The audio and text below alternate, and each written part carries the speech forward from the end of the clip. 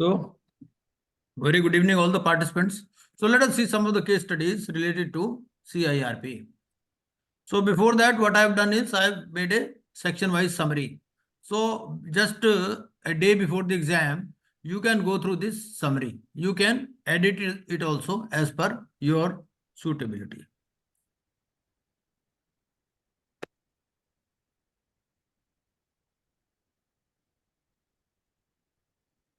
So, these questions we can skip. Let us directly go to the case studies.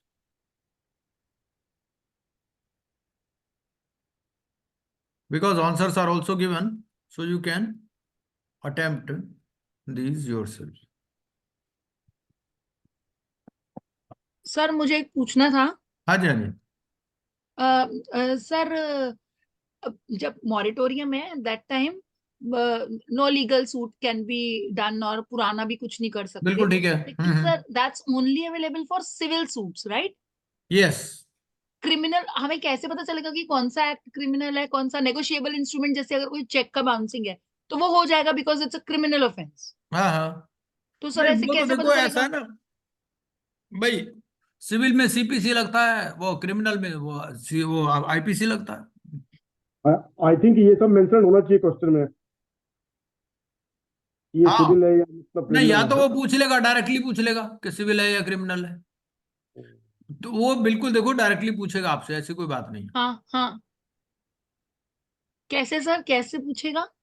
यही पूछ लेगा कि criminal proceedings, देखो ऐसा होता है कि there is a difference between proceedings against the company and proceedings against the directors. So proceedings against directors can continue, proceedings against personal guarantor can continue, okay. उस पर कोई बार नहीं है. Proceeding only against the corporate debtor are bar. Sir personal director के against यानी कि guarantor चल के सकती है, अगेंस्ट बिल्कुल चल प्रोसीडिंग्स सकती भी है. अलाउड है? हाँ बिल्कुल चल सकती है. हाँ, और उसके अगेंस्ट हम इनिशिएट भी कर सकते हैं नगर निगम में अप्रोच कर पर्सनल देंगे कि गारंटर। हम उसको करार दे सकते हैं। आप एक कुछ कहाँ से डिस्टर्बेंस आ रही है बीच में? somebody is talking। अच्छा, हाँ जी, हाँ जी. तो इसीलिए तो आपको कोस्ट बनाया जाता है, आप म्यूट कर दिया करो जहां से भी आवाज आ रही हो ना, तो हाँ हो जी जाता है, कई बार ध्यान नहीं रहता बंदे को. जी सर। तो यह है कि proceedings against the company only are barred during CIRP period, but proceedings against directors, proceedings against personal guarantors can continue and criminal proceedings can go on. Criminal proceedings against company can also go on. हाँ, भाई company को jail तो होएगी नहीं, है ना? नहीं। तो कंपनी हाँ। के अगेंस्ट तो नॉर्मली सिविल प्रोसीडिंग्स ही होती है. अच्छा हाँ ठीक है सर, समझ में। लेकिन सर अब जैसे नेगोशिएबल इंस्ट्रूमेंट एक्ट तो लग गया ना 138। हाँ, तो ठीक है. 138 वो डायरेक्टर्स के अगेंस्ट ही तो क्रिमिनल प्रोसीडिंग्स लगाते हैं ना बेसिकली. हाँ राइट राइट। तो इसीलिए उस पर कोई बार है नहीं. वो पी मोहन राज वाला केस है, सुप्रीम कोर्ट का जजमेंट है. Right sir. So okay sir, thank you sir. recent learning contribution by students. So ये जो केस स्टडी है, this case study came in the exam. So XYZ Limited having its corporate office at New Delhi and registered office in Noida. Company has taken loan from PNB New Delhi. ठीक है जी. Total outstanding loan PNB का है 95 lakhs. थोड़ा सा ना वो confusion create कर try to create confusion, बस ये होता है और कुछ नहीं, है ना? तो टोटल आउटस्टैंडिंग लोन है पीएनबी का 95 lakhs, excluding interest of 15 lakhs up to 30th June.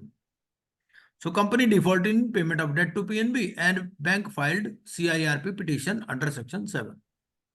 On 7th of August 2021, public announcement was made.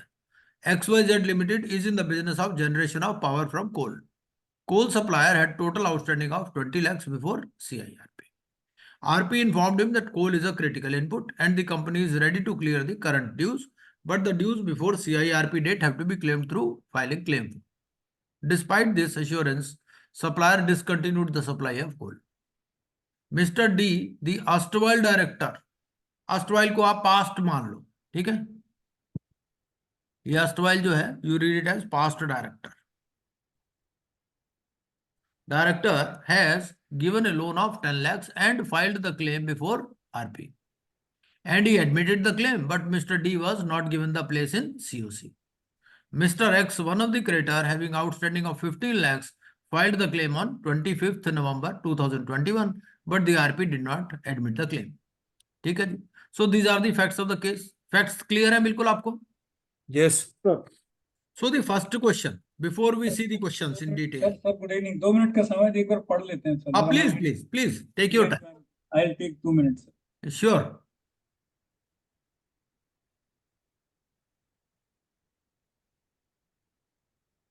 इसको ऐसे कर देते हैं।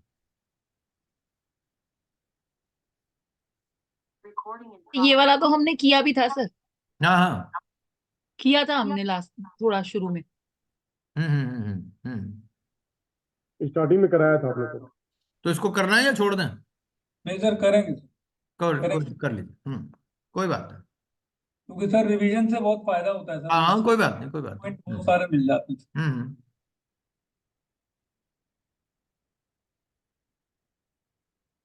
जिन्होंने किया था वो आंसर जल्दी दे देंगे सर, हम सुन लेंगे, कोई बात हाँ हाँ, कोई बात नहीं। सर आएंगे तो एमसीक्यूज ही ना?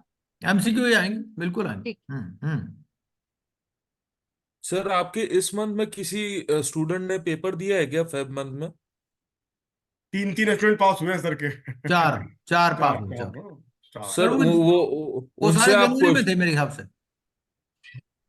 सर उनसे आप क्वेश्चंस निकाल सकते हैं कैसे कैसे आए उनको हाँ बिहार हाँ, में क्वेश्चन भेजे भी हैं, एक दो ने क्वेश्चन भेजे भी हैं मेरे को। वो भी सर मैं शेयर प्लीज करूंगा। शेयर करिए मैं शेयर ग्रुप करूंगा। में। हाँ। सर ऐसा बोल रहे हैं आजकल पार्टनरशिप और इंडिविजुअल्स पे ज्यादा क्वेश्चन आ रहे ऐसा कुछ नहीं, हर एक के लिए मार्क्स अलॉटेड है। जो मार्क्स हम्म। अलॉटेड है उसी में से आ रहे हैं। अभी सर इस बार पता लगा कि ये पीयूएफई ट्रांजैक्शन पे केस स्टडीज आ रही हैं पूरी डिटेल्ड 10 क्वेश्चंस के साथ में, इंस्टीड ऑफ डिक्लेरेशन और सीआरपी बोल के पीयूएफई ट्रांजैक्शन पे जो है वो केस ठीक है, स्टडी। अगला अगला सेशन जो है पीयूएफई ट्रांजैक्शंस पे केस स्टडी बना देंगे। Right sir. परसों है ना? परसों क्लास है ना? परसों वाले में पीयूएफई पे ही ले लो। मैं Right. कल बना के ग्रुप में डाल दूंगा। Right sir. ठीक है जी। तो अभी ये पढ़ लिया होगा मेरे ख्याल अब तक तो। Yes sir, yes.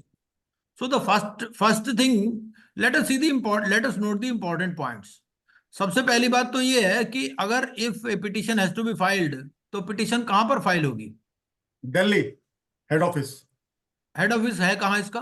Sir Noida में होगी रजिस्टर्ड नोएडा ऑफिस। में नोएडा, होगी। यूपी यूपी हाँ। तो उत्तर नोएडा प्रदेश। का एनसीएलटी इलाहाबाद में है, प्रयागराज में। इलाहाबाद। यस। Yes sir. तो ये एनसीएलटी प्रयागराज में फाइल होगी। ठीक है जी, नया नाम इलाहाबाद का प्रयागराज। प्रयागराज। तो पहला पॉइंट क्लियर हो गया। नाउ सेकंड पॉइंट इज, जो आउटस्टैंडिंग लोन है वो 95 है या कोई डिफरेंट है? सर नहीं सर, इंटरेस्ट भी आएगा। इंटरेस्ट इंटरेस्ट भी विल बी आएगा। इंक्लूडेड। सो 110 हो गया। ठीक है ना? तो 110 जो है थ्रेशोल्ड पार कर गया सेक्शन 4 के हिसाब से, है ना? तो डिफॉल्ट ट्रिगर हो गया। So bank rightly filed the petition under section 7। अच्छा, अब ये पब्लिक अनाउंसमेंट है ऑन 7/8/2021। इसका रेलेवेंस क्या है पब्लिक अनाउंसमेंट का? यहाँ पब्लिक अनाउंसमेंट दिया है, इसका कोई रेलेवेंस होगा ना इस केस स्टडी के साथ? सर माने claims within due date आ जाने चाहिए। यस, बिल्कुल। तो लास्ट वाला लाइन देख लेते हैं। Mister X, one of the creditor having outstanding of 15 lakhs filed the claim on 25/11। तो कितने दिन बाद फाइल किया इसने? पब्लिक अनाउंसमेंट है ऑन 7th of August। ठीक है जी। And the claim has been maximum filed on, 90 days After RP 90 can days. Except. हाँ, तो basically he has filed the claim after 90 days from the insolvency commencement date. ठीक है ना जी? तो his claim may not be entertained by the RP and he has to approach the adjudicating authority in case his claim is not admitted. So the RP was right in not admitting the claim. ठीक है जी, ये भी clear हो गया। Now regarding this, ये कोल वाला क्या story है? ये sir essential So it's a supply. critical component, so it has to be allowed provided his dues are cleared during the moratorium. हाँ, नहीं, ड्यूज कौन से, करंट या total? Current. Current dues, current current dues dues. Be paid regularly. अच्छा, is there any difference between essential supplies and critical inputs, या दोनों same? Yes, yes sir, yes sir.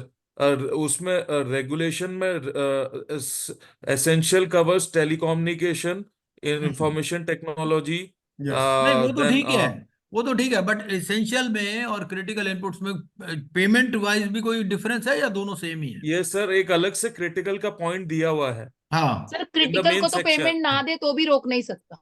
ना ना ना ना, उल्टा है, एसेंशियल को नहीं रोक सकते। इसेंशियल जरूरी है, इसेंशियल का पेमेंट होना जरूरी है। एसेंशियल का पेमेंट होना जरूरी नहीं है, एसेंशियल का पेमेंट होना जरूरी नहीं है। इसेंशियल का पेमेंट तो लास्ट में भी हो सकता है, लेकिन हाँ, मैं क्रिटिकल यही में क्या कह है रही हूँ सर कि कि करंट क्रिटिकल का dues you have payment to clear. Sir current dues की बात कर रहे हैं, करंट ड्यूज। Sir, हाँ section 14 moratorium. हाँ, so correct. regarding essential services, their supply cannot be discontinued whether or not you make the payment. Okay, But regarding these critical inputs, you have to clear the current dues if you want the supplies to continue. तो whether the supplier was correct or not, supplier ने क्या किया, वो discontinue कर दिया। RP ने उसको समझाया कि भाई हम current dues clear कर देंगे, लेकिन dues before the CIRP date you have to claim through filing claim form. So whether RP was correct or not, correct sir. या आरपी वाज करेक्ट? और supplier नहीं, supplier should not discontinue. Supplier didn't, they should but not suppose discontinue. supplier Supplier Since को coal supply is करनी the failed to चाहिए। critical supply, component. then what is the option available with the RP? भाई वो बोलता मैं तो So नहीं, he can proceed to the adjudicating authority. Right, हाँ और डायरेक्शन है। बिल्कुल बिल्कुल। So हाँ, अच्छा, now regarding this past director, he has given a loan of 10 lakhs and he filed the claim before RP and he admitted the claim. RP admitted the claim, so but he should Mr. be D was given a not seat given the in the place in COC. COC. या he is right sir, RP is right. RP is right कैसे? नहीं नहीं उसने- sir, he should be given a place in COC. नहीं, Hey, COC RP is wrong, sir. He should But be given a he- place at COC. Sir उसको voting power नहीं रहेगा sir. ही क्यों नहीं रहेगा? क्यों नहीं रहेगा? वो तो एज पास Sir, डायरेक्टर है, रिलेटेड पार्टी है सर, रिलेटेड पार्टी है पास डायरेक्टर है सर। रिलेटेड पार्टी कैसे हो गया? सर, वो डायरेक्टर है सर। पास्ट डायरेक्टर है, पहले था कभी, अब थोड़ी है। सर पर इसने लोन दिया है ना सर, इसने तो लोन देने से वो क्या हो क्रेडिटर गया? है, जो लोन दिया जो मतलब लोन क्रेडिटर देगा, लोन दे सकता है। जो लोन तो देगा ही कोई ना कोई, तभी ही तो कैन कंपनी स्टेट एज चलेगी। A creditor. तो is a financial creditor only. Yes, भाई past director, there has to be difference between, आप 524 देख लो ना, सेक्शन 5 सब सेक्शन 24, वहां पर कोई पास्ट डायरेक्टर की बात करता है? कहीं नहीं करता। रिलेटेड सेक्शन 524 हो सर, कितना बोलो? हाँ, सिर्फ डायरेक्टर होना चाहिए। पास्ट डायरेक्टर एक 10 साल पहले डायरेक्टर था, क्या वो भी रिलेटेड पार्टी हो जाएगा? वो थोड़ी नहीं। रिलेटेड पार्टी होगा। ये तो he should have been given a place in COC. Past director का कोई, he is not a related party. भाई सर मैंने current- given a place and he can vote and participate everything. बिल्कुल हाँ, बिल्कुल, हाँ। वो तो he is like a normal financial हाँ, creditor. जब वो फाइनेंशियल क्रेडिटर हो गया, फिर मतलब ही कैन बस बस बस, इवन वोटिंग राइट आल्सो। ठीक है जी। तो ये वाले सारे फैक्ट्स क्लियर हो गए इसके स्टडी के बारे में, है ना? Yes sir. तो अब तो फटाफट आंसर कर सकते हैं, अब कोई मुश्किल ही नहीं है। तो पहले अथवा कहाँ पर फाइल करनी है ये? CIRP प्रयागराज। NCLT प्रयागराज, ठीक है जी। अच्छा, is adjudicating authority right in accepting the CIRP application? Yes, yes yes तो कौन सा आंसर, कौन सा ऑप्शन कौन सा है? Default including in process in excess of yes sir. D.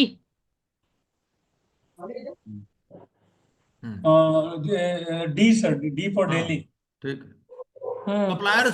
Supplier stopped the supply of coal, is it correct? No, no तो क्या आंसर होगा? ए सर, ए हाँ, ये आंसर हो जाएगा। तो मैंने क्या किया, इसके साथ ना सेक्शन भी लिख दिए हैं, so that you can again refer back to the related section, whether erstwhile director is a related party or not. Sir, No. अभी जैसे आपने समझाया, नो। हाँ, नो, ठीक है। Whether an erstwhile director can be a member of COC? Yes, Yes. Yes ये case study आ चुकी है ये। अच्छा, अब देखो सिंपल, ये कोई मुश्किल तो नहीं है ये। सर फिर से थोड़ी आएगी। नहीं, क्यों आ नहीं सकती है आएगी, सर। फिर भी आ सकती है। आ सकती है सर, रिपीट हो सकता है सर। Can be- रिपीट कई बार होता है सर, कई बार रिपीट होती है, कई बार रिपीट होती है। क्योंकि उनके पास ऑलमोस्ट 10,000 क्वेश्चंस का नेम्स क्वेश्चन, चेंज हो जाते, नेम्स अब चेंज हो जाते। वो 10,000 क्वेश्चंस में से ही क्वेश्चन आते हैं। सर और वो क्या कहाँ है, है 1000 क्वेश्चन? थोड़ा थोड़ा उसको सर चालू हमको करते तो रहते हैं, 2-4 थोड़ा हजार चेंज दे करते दो रहते हैं, बस। पुराने निकालते रहते हैं, नए डालते रहते हैं उसमें क्वेश्चन। सर वो 10,000 क्वेश्चन कहाँ है? सर मेरे को तो उसमें से बस आधे दे दो आप। मैं पढ़ के चली जाऊंगी सर, रट लूंगी मैं। सर इसके लिए एक बड़ी बढ़िया बात बोलते हैं, जैसे ही पता लगेगा आपको। जी As soon as we come to know, we will inform everybody in the group. वैसे मेरे पास जब ये शुरू हुआ ना तो मेरे पास ऑफर था कि वो किसी ने बोला, बहुत सीनियर बंदा था, कहता गुप्ता जी मैं आपको दे सकता हूँ क्वेश्चन, ऐसी कोई बात नहीं, मेरे को पता है कि आप अच्छा। You will make good use of it. अरे बट सर, मैंने वो कहा ऑफर नहीं, अभी भी मेरे है को नहीं क्या? चाहिए जी। सर वो ऑफर अभी भी है क्या सर? नहीं, मैंने मना कर दिया, मैंने कहा मुझे नहीं चाहिए सर। सर फिर आप फीस बढ़ा दोगे ना? नहीं, फीस तो मैं जितनी मर्जी ले सकता हूँ, फीस का मेरे को कोई इशू नहीं है। फीस की तो कोई बात नहीं, मेरे पास स्टूडेंट आ जाएंगे, जितना मर्जी फीस में कर दूं, वो कोई दिक्कत नहीं। बट देखो रीजनेबल होना चाहिए, फिर भी ठीक है, अभी फीस रीजनेबल है, जितनी होनी चाहिए उतनी है, ठीक है। बिल्कुल बिल्कुल। ताकि क्या है, जो इंटरेस्टेड है वो आ ही जाता है। अब मान लो कोई रोने गाने लगे, यार मेरे पास पैसे ही नहीं है, तो यार तू आजा पढ़ ले, क्या हो गया, कोई बात नहीं। Was RP wrong in not giving the place in COC to Mr. D? Yes Yes. Was RP wrong in not accepting the claim of Mr. X? X वो था जो 90 डेज के बाद में किया उसने। No, Yes. he was not wrong. No. After No. 90 days. ठीक है। No, he was Within not. how much time CIRP 7 is required to be filed? CIRP 7 has to be filed hmm within ये थोड़ा 1 सा- year, 15 days from the 1 year. नहीं, CIRP 7 देख लो, form देख लो,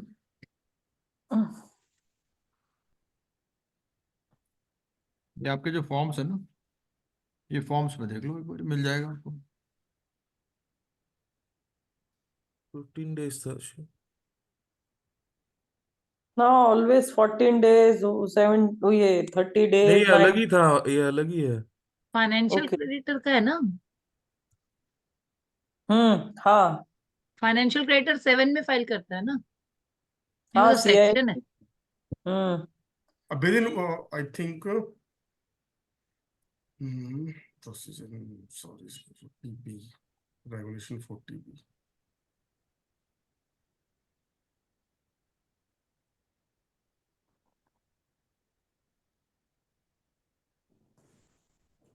ARP 7 का date तो 3 days होता है 3 days of the said date. Yeah, 3 days. 3 days. Okay. और फिर क्या है कि every 30 days he has to file, जब तक वो चीज कंप्लीट नहीं हो जाती। हम्म। ये बेसिकली डिले के लिए होता है, कि कोई भी प्रोसेस में, कोई एक्टिविटी में डिले हो गया किसी भी टाइमलाइन में, तो उसके लिए CIRP 7 होता है। सर ये बताइए ना, नहीं समझा। एक्चुअली क्या है, देखिए, टाइमलाइन इज देयर, तो every activity has defined time limit, उसके अंदर Right. को आपको एक्टिविटी परफॉर्म करनी है, ठीक है। जैसे पब्लिक अनाउंसमेंट है, it has to be made within 3 days. 3 days. मान लो पब्लिक अनाउंसमेंट आपने नहीं किया, हम्म ठीक है ना, तो नेक्स्ट 3 डेज में आपको ये फॉर्म फाइल करना है, and every 30 days you have to file this form. मान लो 2 महीने तक आपने फाइल नहीं किया, 2 महीने तक पब्लिक अनाउंसमेंट नहीं किया, ठीक है ना, तो every 30 days you have to go on filing this form CIRP 7 until that activity is performed. मतलब फर्स्ट टाइम 3 days में फाइल करना है और उसके बाद एवरी 30 days हाँ, उसके बाद every 30 days. Till the default continuous. Yes. Yes. Sir कोई भी एक्ट में डिफॉल्ट हो, कोई भी टाइमलाइन में डिफॉल्ट। Yes, हाँ, बिल्कुल बिल्कुल बिल्कुल। तो लेकिन क्योंकि सर ये तो उस- डिफॉल्ट चलता ही रहेगा, मतलब फिर तो एंडलेस डिफॉल्ट हुआ तो। नहीं, चलता क्यों रहेगा, चलता थोड़ी अभी तो रहेगा। करोगे काम। सर एक क्वेश्चन ये आता है कि जैसे मान लीजिए हमने पब्लिक अनाउंसमेंट जो है वो CIRP 1 में हमने रिपोर्ट करना है 7 days के अंदर। हाँ हाँ। एक 3 दिन में पब्लिक अनाउंसमेंट हो गई T+3 में, तो हम्म T+10 में हमको CIRP 1 भरना है। हम्म। अब वो जो डिफॉल्ट किया तो 10 के बाद काउंट होगा कि T+3 के बाद काउंट होगा? डिले हुआ तो मतलब तो टाइमलाइन से CIRP काउंट होगा डिफॉल्ट तो। मतलब CIRP 1 भी जाएगा, CIRP 3 भी जाएगा, दोनों जाएगा, मतलब ये हुआ क्योंकि बिल्कुल। 7 दिन तो उसके पास टाइम है CIRP 1 भरने के लिए। लाइक पब्लिक अनाउंसमेंट के लिए he goes to fill up the form, the IRP has to form CIRP 1 within 7 days. Within 3 days of appointment. देखो, एक तो है कंप्लायंस के लिए, एक है डिविएशन के लिए। तो जो कंप्लायंस वाला कंप्लायंस में जाएगा, डिविएशन का डिविएशन में जाएगा। CIRP तो 7 तो डिविएशन के लिए बेसिकली। अच्छा जहां मतलब जहां भी आपने डिविएशन किया, वहां वहां हाँ। आप फाइल करोगे, क्योंकि तो उसके CIRP ऊपर फिर पेनल्टी वगैरह लगेगी ना आपके ऊपर। तो CIRP 1 अगर 7 दिन में है तो अपनी जगह जाता रहेगा, और हाँ अगर वो 3 दिन से लेट हुआ तो फिर 3 दिन में देके फिर तीसरे दिन में उसका अपडेशन देना। हाँ, बिल्कुल बिल्कुल। सर और CIRP हर हर एक्टिविटी के बाद फाइल करना है। हाँ हाँ हाँ, हर एक चीज। वन सर हर एक्टिविटी के बाद फाइल करना।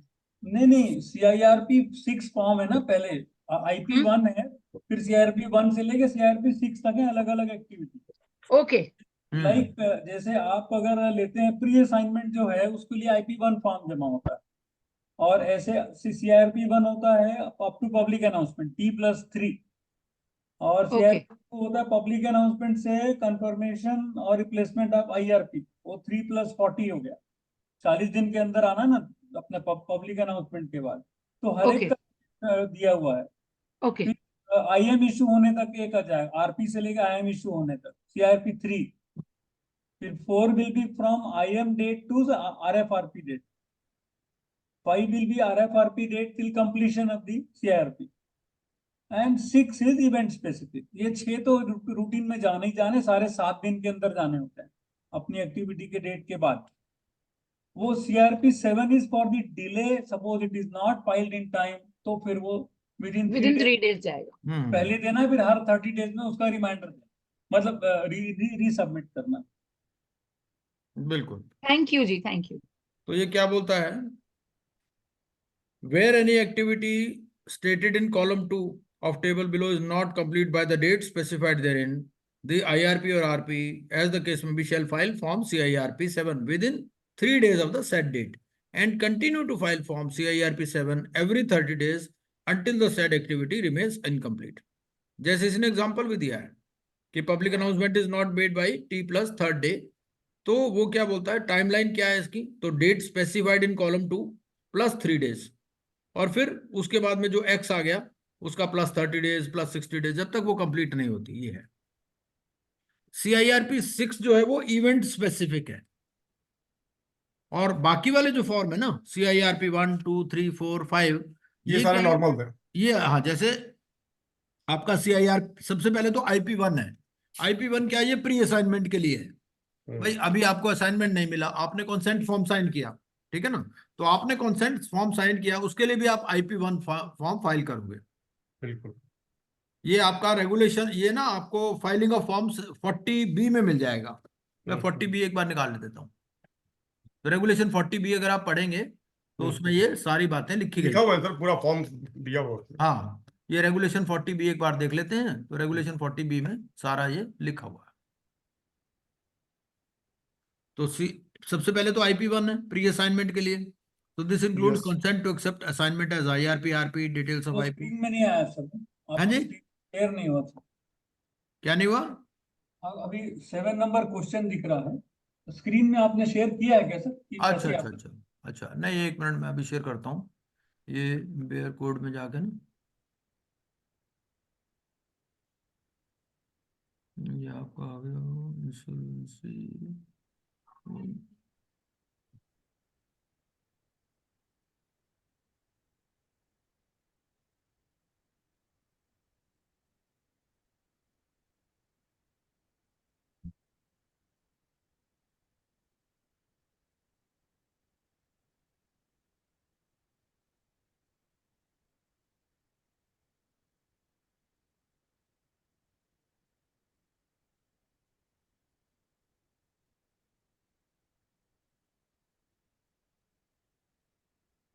ये 40 है तो टाइमलाइन है जी, ये है 40B।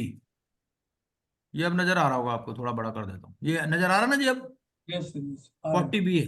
तो सबसे पहले तो IP 1 है जी। IP 1 क्या है, ये प्री असाइनमेंट है, ये within 3 days of signing off form 2। उसके बाद में CIRP 1 है। CIRP 1 क्या है, from commencement till issue of public announcement, ये within 7 days of making the public announcement आपको फाइल करना है।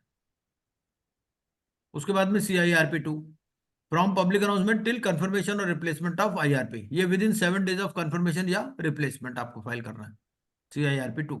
CIRP 3 फाइल करना है आपको, from appointment of RP till issue of information memorandum, ये within 7 days of issue of information memorandum आपको file करना है, CIRP 3। फिर CIRP 4 है। CIRP 4 क्या है, ये within 7 days of the issue of RFRP, request for resolution plan. उसके बाद में CIRP 5, ये within 7 days of approval और रिजेक्शन ऑफ रेजोल्यूशन प्लान आपको फाइल करना।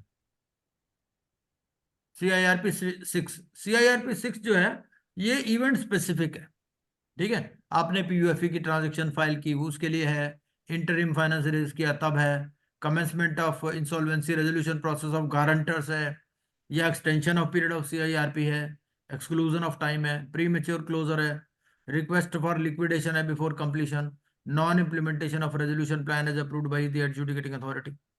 ठीक है, तो ये within 7 days of the occurrence of the event है। सर किसको ए को ही देना है ना? सारे फॉर्म वही ए को ही देने, सारे के सारे। हाँ। और सर एक बात इसमें लिखा है, सर एक मिनट, इसमें हम्म। लिखा है commencement of insolvency resolution process of the guarantors of the CD, तो ये भी हम इन बिटवीन ही कर सकते हैं क्या सर CIRP के? दोनों कंकरेंट चल सकती है, CIRP कंपनी की भी चल सकती है, गारंटर की भी चल सकती है। ठीक है सर, कंपनी की तो चल रही है, लेकिन गारंटर की भी कोई और लाएगा तो चलेगी। नेचुरली वो तो है ही, कुछ किसी ना तो किसी को तो एप्लीकेशन फाइल करनी है, गारंटर खुद भी फाइल कर सकता है। कर सकता है, लेकिन सर उसका उसकी IRP मैं तो नहीं रहूंगी ना, कोई और रहेगा, बराबर ना? अभी तो चेंज हो गए, अभी अभी आपके सिलेबस में नहीं है, लेकिन अभी जो रिसेंट अभी 1-2 दिन पहले ही कुछ आया है, तो हाँ, उसमें ये हो गया कि आरपी आप पर्सनल गारंटर भी, और दोनों सेम आरपी हो सकते हैं, पहले नहीं था हो ये। सकता। हाँ, ओके, बट आपके सिलेबस में एप्लीकेबल नहीं है, आपके सिलेबस में यही है कि दोनों अलग अलग होने चाहिए। जैसे अभी सर लिक्विडेटर का हो गया कि लिक्विडेटर सेम नहीं हो सकता, हाँ बिल्कुल बिल्कुल, लेकिन RP अभी ये बार बार प्रेजेंटली चेंज करते जा रहे हैं, अभी भी चेंज किया है, काफी काफी चीजें चेंज की है उन्होंने ओ, इसमें। तो RP कैन बी सेम हमारे लिए, कैन बी हाँ सेम, नहीं कैन नॉट बी सेम, है ना, गारंटर का अलग होगा और जो CD का अलग होगा, आपके और सिलेबस के पैरेलल साथ। 2 केस चल सकते हैं। पैरेलल दो चल सकते हैं, उसकी मर्जी है, ये तो क्रेडिटर की मर्जी है, पहले पर्सनल गारंटर के अगेंस्ट में चला दे केस, कंपनी के जब कुछ है ही नहीं मान लो कंपनी में, तो क्यों टाइम वेस्ट करेगा अपना। Suppose it is sir a software company, there are no corporate assets available in the company, so why should he हाँ waste his time? So he will proceed directly against the guarantor. Guarantor has got money, guarantor has got properties, so he has got better chances. Sir, एक ही corporate debtor समझिए stand chart, वो दोनों के against same time पे चला सकते दोनों में भी हैं चला पैरेलल। सकता है, बिल्कुल चला सकता है, कोई कोई उसमें बाहर नहीं है। ये कि सेम एडजुडिकेटिंग अथॉरिटी को शिफ्ट हो जाएगा अगर अलग हाँ, अलग। सेम एडजुडिकेटिंग अथॉरिटी के पास चला जाएगा दोनों चीज। तो सर सर तो अभी दोनों एक्चुअली नए नए सर्कुलर्स हम इसलिए पढ़ नहीं रहे कि कंफ्यूजन हो जाएगा, इसलिए बिल्कुल पुराने। बिल्कुल बिल्कुल बिल्कुल। हाँ जी। हम पुराने ही नहीं पढ़ पाए। हाँ जी, तो CIRP 6, ठीक है जी। अब CIRP 7, CIRP 7 क्या बोलता है कि भाई अगर कोई ट्रेन लेट चल रही है तो उसकी इंफॉर्मेशन दे दो, ये CIRP 7 है। जैसे इसने ओके, बता दिया कि पब्लिक अनाउंसमेंट अगर लेट हो गई तो आपको क्या करना है, विद इन 3 days, और फिर आप हर 30 days पे बताते रहो। मतलब इसको किस हद तक सर एक्सटेंड कर सकते हैं, जैसे हर 30 days, 30 days, 30 days, how much time? जब तक कंप्लीट until नहीं the होती activity एक्टिविटी, remains incomplete। कभी तो एक्टिविटी कंप्लीट होगी ना वो। ऑप्शन दे दिया है कि भाई जब तक नहीं हो जब तक आप एक्टिविटी कंप्लीट नहीं होती तब तक देते रहो। देते रहो। तो मतलब किस हद, वही तो मैं बोल रही हूँ, अप टू सम, मतलब किस एक्सटेंट तक सर? जब तक एक्टिविटी कंप्लीट नहीं होती, एक्टिविटी जैसे पब्लिक अनाउंसमेंट है, कभी तो पब्लिक अनाउंसमेंट करोगे आप, मतलब आपके हाथ में काम है तो 1 असाइनमेंट तो महीने पूरा 2 करोगे महीने ना। 3 महीने बाद, हाँ, 4 महीने बाद, कभी तो जब एक्टिविटी कंप्लीट होगी तो फॉर्म भरना बंद कर दो। ओके। ये मतलब ये सर संजीवनी बूटी है, कभी भी इसको डाल दो, सीधी बात है। हाँ, मतलब सर कब कब करना है? एक तो 3 दिन बाद, फिर X+90th डे 3 महीने बाद करना नहीं है। तीन वो ये 30 days, तो 30 days, नाइट, ये एवरी पहले वाले 30 days। पेज से देखो ना, यहाँ से देखो ना, 30th day 60th day 90th day ऐसे। हाँ ठीक। ठीक है जी, अब दोबारा एवरी वहीं 30 चलते हैं days। हम। ये था ना, तो with in how much time, कितने दिन के अंदर करना है ये, विद इन 3 days, 3 days है फर्स्ट ना। Time, first time with in 3 days। Regulation 40D। अच्छा, अब ये देखते हैं, ये वाला, ये भी केस स्टडी एग्जाम में आ चुकी है, और ये भी हमने की थी। की थी। नहीं ये सर यस नहीं सर, की, ये नहीं किया आई थिंक। चलो भाई देख लो करनी है या नहीं करनी, दूसरी और करते हैं सर, करेंगे करेंगे करते हैं सर, करेंगे करते हैं सर। ठीक करेंगे। है। इनको शेयर भी कर दीजिएगा सर, ये हैं, इनको शेयर भी कर दीजिएगा, इनको ज्यादा पढ़ेंगे अगले एग्जाम से पहले। हाँ तो शेयर तो कर ही रखी है पहले ही। होगी, अच्छा ठीक है, आई चेक सर। हाँ, दोबारा ग्रुप में शेयर कर आई दो भी, भाई। ग्रुप में आई भी है। हैं, हाँ ग्रुप में सर आपने भेजा है सर इसको। हाँ, इन case of ongoing CIRP, customs authority has confiscated the soya beans which is the main raw material of the CD। ठीक है, एक कंपनी की CIRP चल रही है, ठीक है, customs authorities they confiscated the raw material, ठीक है, आप ऐसा समझ लो। सो हाँ ये whether customs authorities they can confiscate the raw no, material, No, sir. I think. Whether RP can appoint new accountants irrespective of the fact that current accountants of the CD have pending dues as employees of the company? Yes. Yes, you can sir. appoint. हाँ, Yes, sir. तो Yes. आप कर सकते हो, कोई issue नहीं है. In order to preserve the value of the company, RP has the power. Oh, ठीक है. Whether prior permission of COC is required for the appointment? No, sir. I think. No. Sir, no, sir. अच्छा, section So 28. there might be threshold limits. If you go to section 28, so section 28 better answers this question. Section 28 में ना कहीं कहीं reference आता है इसका. So let us go to section 28. Section 28 क्या बोलता है? Section 28 ये बोलता है रिगार्डिंग अपॉइंटमेंट. ठीक है जी. एक तो ये है कि Sir, make any change in the management तो ऑफ द approval है, sir. कॉर्पोरेट Approval का और case है. It's subsidiary. ये 28 में एक बार निकाल देता हूँ, वो ज्यादा. Sir, section 28 तो approval of committee of creditors for certain actions. हाँ, तो वही तो.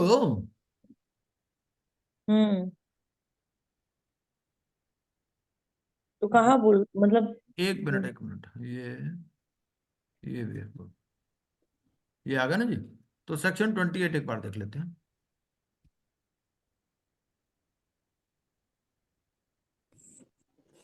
तो सेक्शन 28 भी तो बात करेगा ना. सेक्शन 28 ये बताता है कि भाई क्या क्या एक्शन किसकी सीओसी की अप्रूवल चाहिए. जो जिसमें नहीं चाहिए वो आप आरपी कर लेगा अपने आप. बस यही मतलब है, और क्या.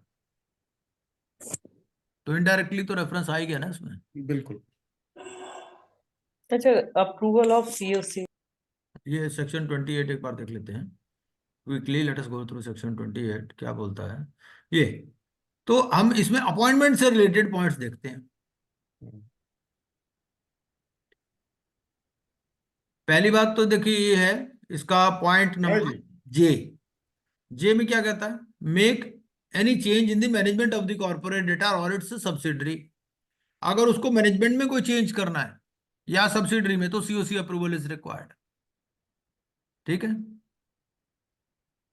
उसके बाद point number L, make changes in the appointment और terms of contract of such personal as specified by the committee of creditors. तो ये कमिटी ऑफ क्रेडिटर्स स्पेसिफाई कर सकती है कि भाई if you want to make changes in terms of appointment या terms of contract of such personal, तो you please seek our prior approval. वो स्पेसिफाई कर सकती है सीओसी. ठीक है जी. कि भाई अगर आपने ईडी ऑपरेशंस को हटाना है तो आप हमारे से कंसल्ट कीजिए, हमारे प्रायर अप्रूवल के बिना मत हटाना उसको. Make changes in the appointment और terms of contract of statutory auditors और internal auditors of the corporate data. तो ये भी एक इंपॉर्टेंट चीज है. इसके अलावा बाकी कोई जरूरत इसमें नहीं है. तो क्या क्या चेंजेस के लिए अगर आपको चेंजेस करनी है तो सीओसी के अप्रूवल की जरूरत है. Make changes in the management of the corporate data और its subsidiary. Make changes in the appointment or terms of contract of such personnel as specified by the committee of creditors. Or make changes in the appointment or terms of contract of statutory auditors or internal auditors of the corporate data. इसके अलावा अगर कोई भी appointment करनी है या कोई change करनी है, उसके लिए सीओसी को पूछने की जरूरत नहीं है. ठीक है जी. सिर्फ इनके लिए ही सीओसी को पूछने की जरूरत है. तो अब क्वेश्चन क्या था हमारा? क्वेश्चन हमारा ये था कि whether prior permission of COC is required for the appointment. Professional कोई अपॉइंट करना है, suppose No. RP has to appoint है प्रोफेशनल, तो उसके लिए क्या सीओसी से पूछना जरूरी है या नहीं? नहीं है सर. नहीं है. बिल्कुल ठीक है. प्रायर परमिशन कहाँ कहाँ जरूरी है वो हमने बता दिया. अगर आपको टर्म्स ऑफ ऑडिटर में कुछ चेंज करना है, make changes in the appointment और terms of contract of statutory auditors और इंटरनल ऑडिटर्स, तो उसके लिए ही जरूरत है. ठीक है. अगर आपको कोई फॉरेंसिक ऑडिटर अपॉइंट करना है तो जरूरत नहीं है इसमें. सिर्फ क्या करना पड़ेगा सर. 51% forensic auditor. वो तो 51 तो हर एक चीज के लिए चाहिए. यहाँ कोई ऐसा नहीं है. स्टैट्यूटरी ऑडिटर या professionals can be appointed, sir. Prior approval की जरूरत नहीं है. Professionals can be appointed by RP. हाँ, क्योंकि वो तो देखो आप आरपी की भी तो पावर है ना. अब आरपी की अगर पावर देखो आप, तो आरपी की पावर्स कहाँ दी हुई हैं आपकी? सेक्शन 21 में, किसमें? 20 में. 20 में देता है management of operations of the corporate debt as a going concern, और सेक्शन 18 बताता है ड्यूटीज ऑफ आईआरपी। तो बेसिकली सेक्शन 20 ही बात करता है इसकी।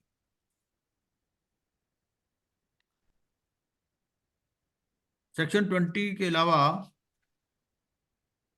23 भी बात करता है। 23 बात करता है resolution professional to conduct CIRP process. तो बेसिकली ही कैन डू ये सारे जो भी चीजें हैं, ड्यूटीज ऑफ आरपी फिर दे रखी है सेक्शन 25 में।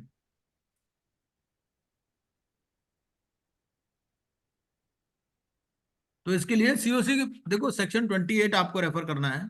सेक्शन 28 में जो लिखा है ना मैटर्स, उन्हीं के लिए यहाँ पर if you want to appoint any professional any accountant, उसके लिए किसी अप्रूवल की जरूरत आपको नहीं है सीओसी से। Now what is correct about the interim finance? Interim finance के बारे में कुछ बताइए कोई, एनीबॉडी? इंटरिम फाइनेंस क्या होता है? interim finance can be taken during CIRP. अच्छा, तो कौन से सेक्शन से गवर्न हो रहा है ये? I think this is the power of IRP to raise interim finance. हाँ हाँ IRP or RP both, sir, for हाँ. keep the CD as the going concern, company as the going concern. Both can be. हम्म। एक तो section 25 में इसका reference है। Section 25(2)(c) says raise interim finance subject to the approval of the committee of creditors under section 28। ठीक है जी। और उसके अलावा इसमें सर ये था जैसा कि आपने बताया था कि इसमें यदि मतलब up to twice the value of security, उसमें सीओसी की परमिशन नहीं है, और उससे ज्यादा यदि लेंगे तो सीओसी की परमिशन लगेगी। Yes, section 20 says so। Section 20 subsection 2 subsection C to raise interim finance provided that no security interest shall be created over any encumbered property of the corporate debtor without the prior consent of the creditor whose debt is secured over such encumbered property। Normally होता क्या है? Normally तो जितनी भी property होती है सारी ही एनकम्बर्ड होती है कि नहीं? अब बात ये है कि नया इंटरिम फाइनेंस रेज करना है। Interim finance if you want to raise, वो जो फाइनेंस दे रहा है वो बोल रहा है भाई मुझे भी तो कोई सिक्योरिटी दो।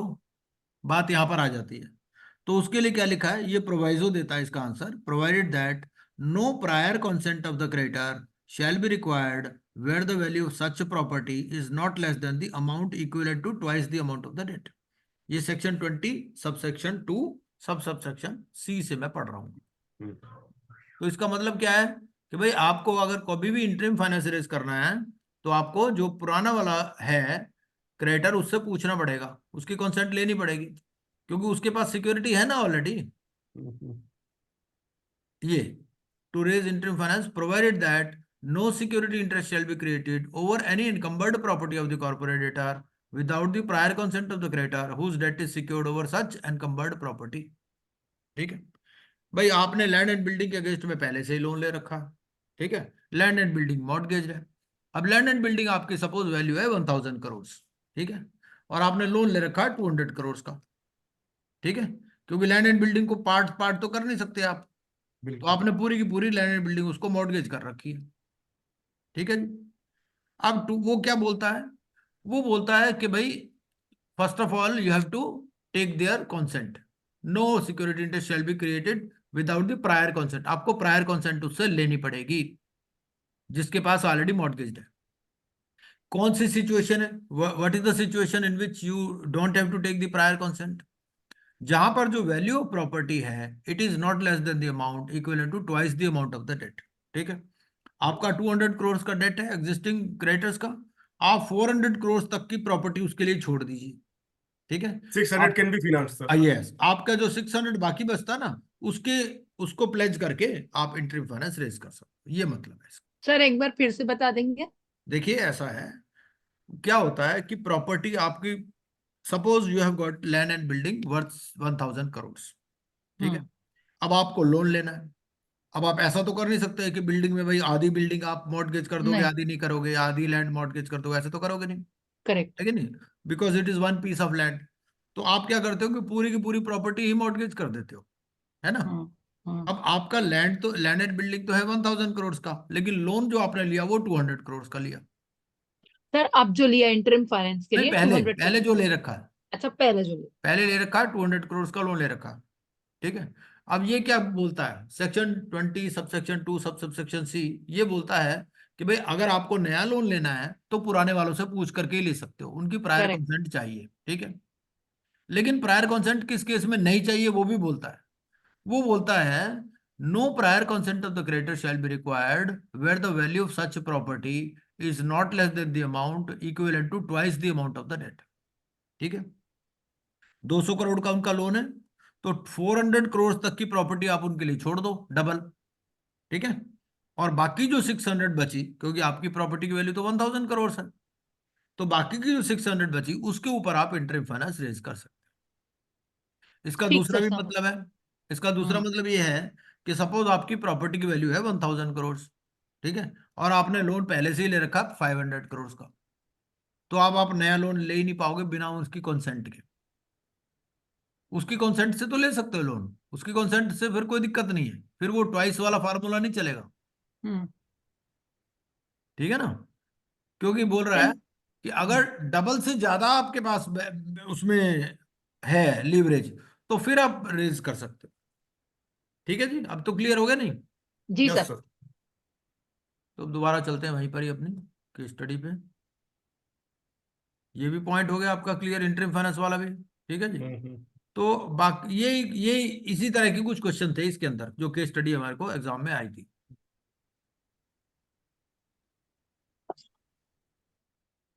इसको आप खुद कर लीजिएगा इस केस स्टडी को।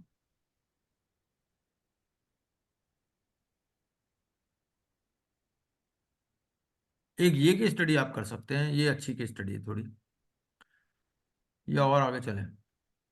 ये भी कर दी थी ना, हमने की थी ना? की थी सर। नहीं नहीं, ये नहीं की थी है, ना, ये नहीं की थी सर। चलो ये देख लो।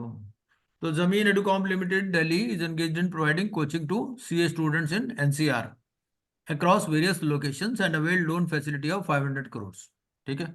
ये कंपनी है कोई जमीन एडुकॉम, ठीक है, ये कोचिंग देती है सीए स्टूडेंट्स को, और लोन लिया इन्होंने 500 करोड़ का। पीएनबी से लिया 100 करोड़, एसबीआई से लिया 200 करोड़ और कैनरा बैंक से लिया 200 करोड़, ठीक है, टोटल 500। तो loan is secured against various properties and assets owned by Zameen Educom Limited. अब एक पार्टनरशिप फर्म भी है, Zeeshan and company, a partnership firm having 3 partners, Jameel, Ishtiaq and Shanbhag.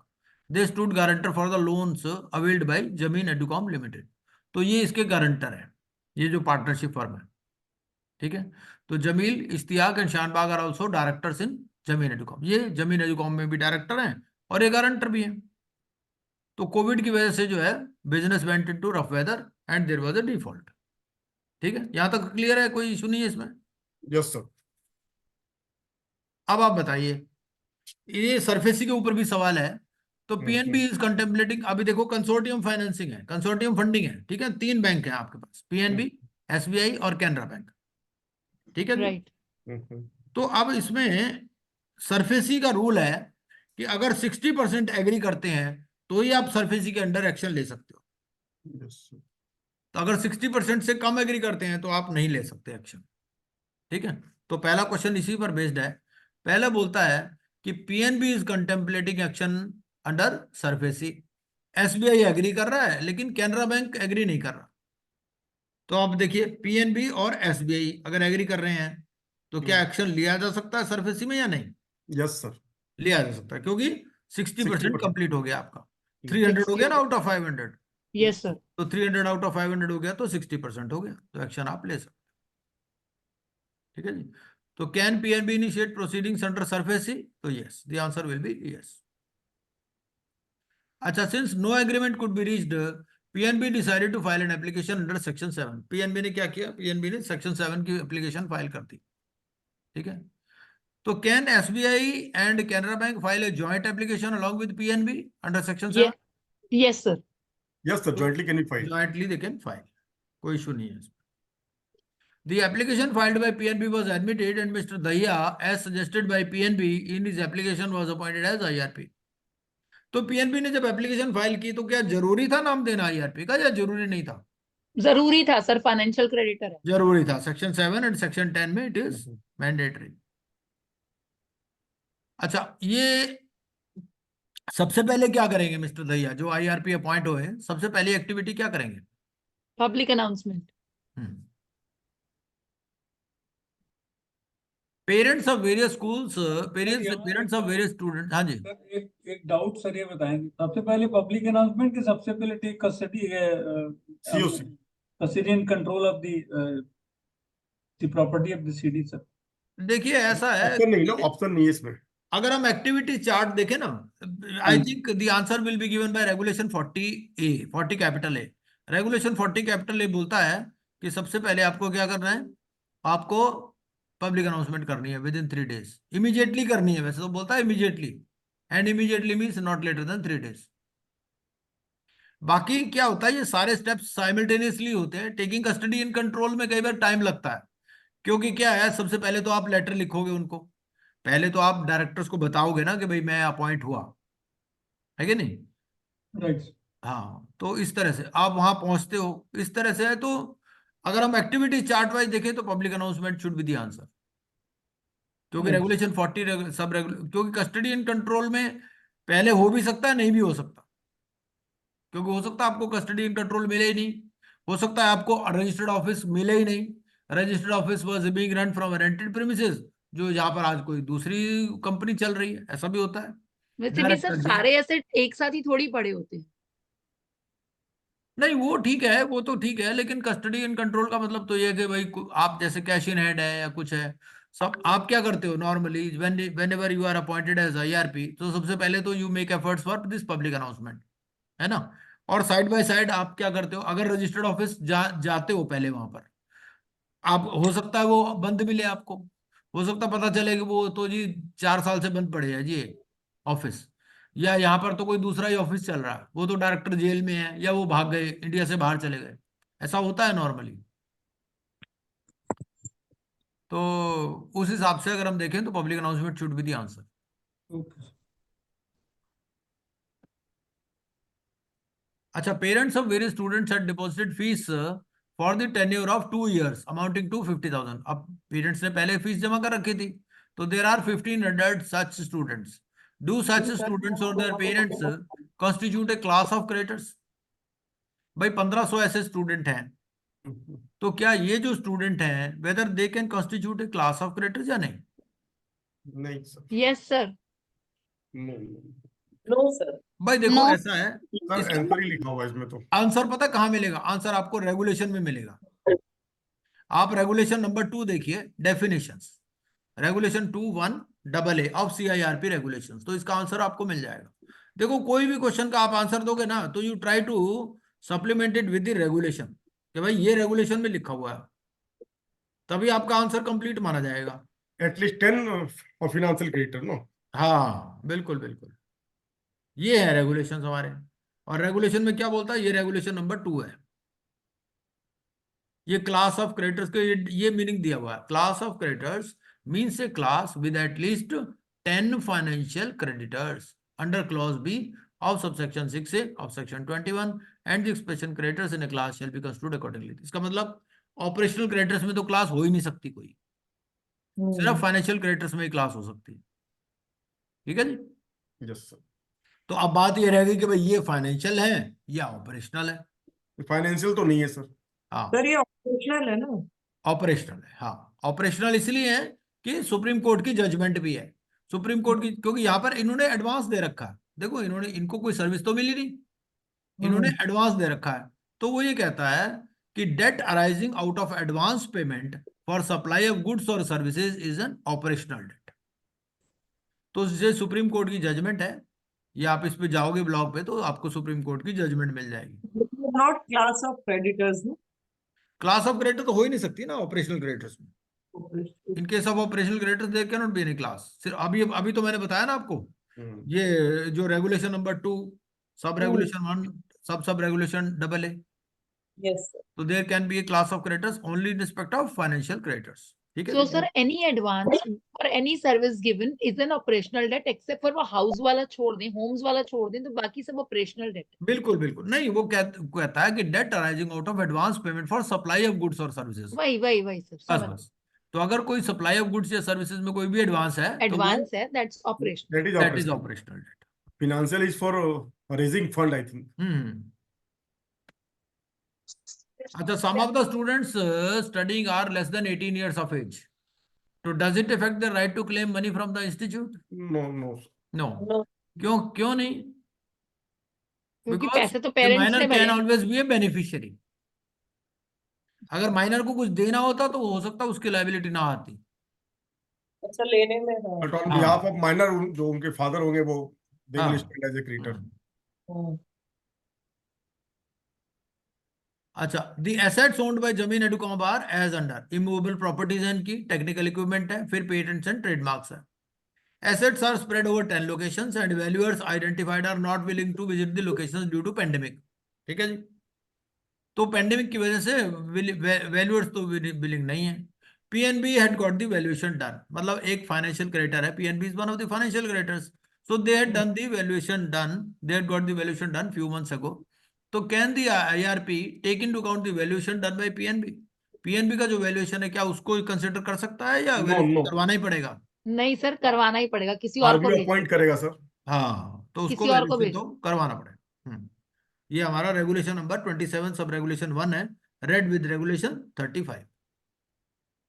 तो valuation done with in past 3 months can be, नहीं ऐसा भी कुछ नहीं है। सर एक बात पूछूं क्या? यस, रेगुलेशन नहीं याद होगी तो रेगुलेशन तो वहां लिखनी नहीं आएगी ना? लिखनी नहीं है, ये तो मैंने अपने हिंट के लिए आपको दे रखी है, इसीलिए कि आपको ये समझना हो क्वेश्चन का तो आंसर उस ये क्यों रेगुलेशन है, पे जाके समझ। इसके लिए उस रेगुलेशन को पढ़ लो, इसीलिए, और कुछ नहीं, वो नहीं पूछेगा आपसे। सर मैटर तो याद रहते हैं पर नंबर थोड़ा भूल जाते हैं। नंबर की जरूरत नहीं है, रेगुलेशन नंबर की जरूरत नहीं है आपको, रेगुलेशन नंबर मुझे भी याद नहीं है। वो मैडम 2-3 बार आप पढ़ लेंगी ना तो वो भी आ जाएगा, हाँ, माइंड में आ तो जाएगा वो हाँ, वो पढ़ने. धीरे दो धीरे तीन कुछ ना बार कुछ आ जाता है थोड़ा बहुत। हाँ जी। ये साल तो निकल जाएगा फिर 2-3 बार पढ़ने में। सर दोबारा आपका बैच कब शुरू होगा ये भी बता देना। दोबारा बैच में शामिल करेंगे ही करेंगे आपको। आना ही पड़ेगा सर। हाँ जी। बोल रहा हूँ चल ही रहा, आप लोग तो फिर भी पढ़ रहे हैं भाई। अभी आप देख लो, मैं 2018 से पढ़ रहा हूँ इस लॉ को, अब मुझे भी सारा याद थोड़ी हुआ, याद नहीं हुआ अभी तक भी।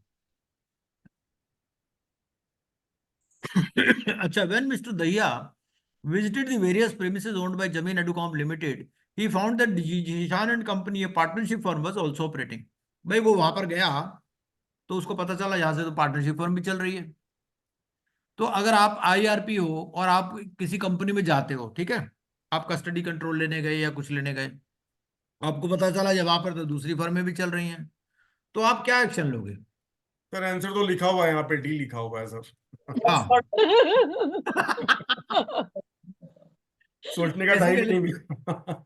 हाँ, तो you will ask for the documents from Zeeshan and company to prove their rightful occupation. भाई उनके पास कोई टेनेंसी एग्रीमेंट है कोई या नहीं एनओसी है? है, कुछ है? हाँ, हाँ, बस वो लीज एग्रीमेंट है, कोई टेनेंसी एग्रीमेंट है, ये पूछना पड़ेगा आपको उनसे। Right, correct.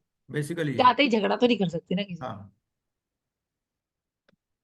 Now, in the first COC meeting constituted by Mr. Dahiya, the members of the COC passed a resolution for removal of Mr. Dahiya. इन्होंने कहा भाई इसको निकालो, and recommended Mr. Lohia to be the RP.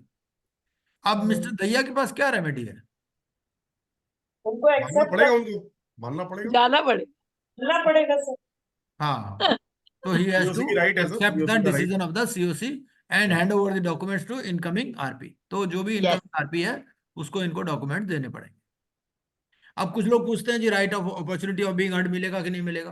नहीं देखो, sir. Opportunity of being heard अगर आप NCLT में जाओगे तो एनसीएलटी में तो मिलता ही है, सभी को मिलता है, उसमें कोई दिक्कत नहीं। पर सर वो तो सीओसी अल्टीमेटली का ना डिसीजन। वो इंटरफियर नहीं करते एडजुडिकेटिंग अथॉरिटी।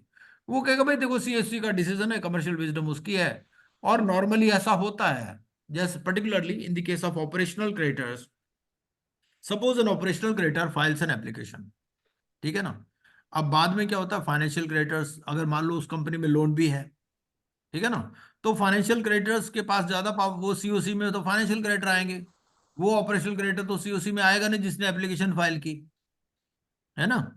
भाई हमने क्या पढ़ा सीआईआरपी में, even if there is one financial creditor so he will constitute the COC, है ना, यही पढ़ा ना।